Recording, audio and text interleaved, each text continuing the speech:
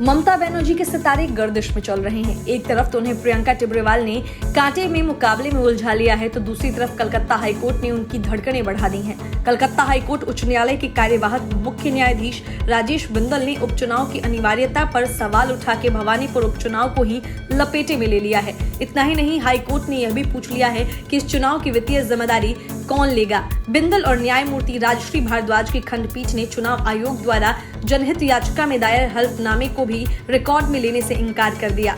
इसमें चुनाव पैनल के फैसले को चुनौती दी गई थी, जिसमें भवानीपुर में उपचुनाव को प्राथमिकता दी गई। गौरतलब है कि यहां से पश्चिम बंगाल के मुख्यमंत्री ममता बनर्जी 30 सितंबर को विधानसभा के लिए अपना रास्ता प्रशस्त करेंगी। कलकत्ता उच्च न्यायालय की पीठ भवानीपुर में उपचुनाव कराने के लिए पश्चिम बंगाल के मुख्य सचिव से चुनाव आयोग द्वारा प्राप्त विशेष अनुरोध को रेखांकित करने वाली जनहित याचिका पर सुनवाई कर रही थी। मुख्य सचिव ने चुनाव आयोग को संबोधित पत्र में उल्लेख किया था कि अगर भवानीपुर में तत्कालीन उपचुनाव नहीं हुआ तो एक संवैधानिक संकट पैदा होगा।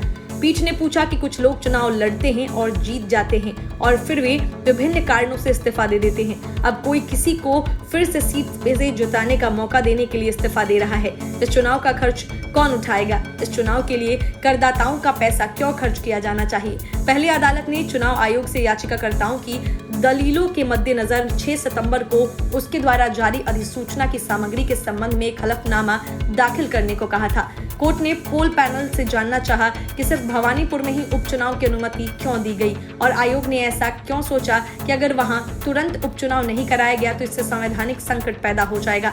गलत प्रारूप में हलफनामा दाखिल करने के लिए पीठ ने चुनाव आयोग की कड़ी आलोचना की और यह भी कहा कि हलफनामे में उठाए गए मुद्दों से संबंधित कोई विशेष कथन नहीं है।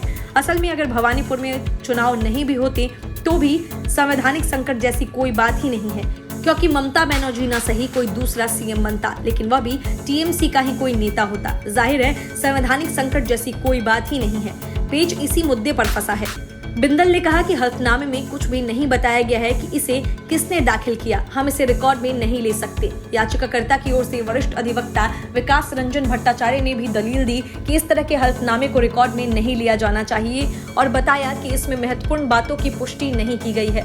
भट्टाचार्य ने पूछा कि क्या इस तरह का हलफनामा सर्वोच्च संवैधानिक प्राधिकारी को देना चाहिए। चुनाव आयोग की ओर से पेश अधिवक्ता दीप्यायन चौधरी और सिद्धांत कुमार ने दलील दी कि हल्फनामा बड़ी जल्दबाजी में तैयार किया गया था और इसमें त्रुटियां थीं। इसी के तहत नया हल्फनामा दाखिल करने के लिए अदालत से अनुमति मांगी गई थी।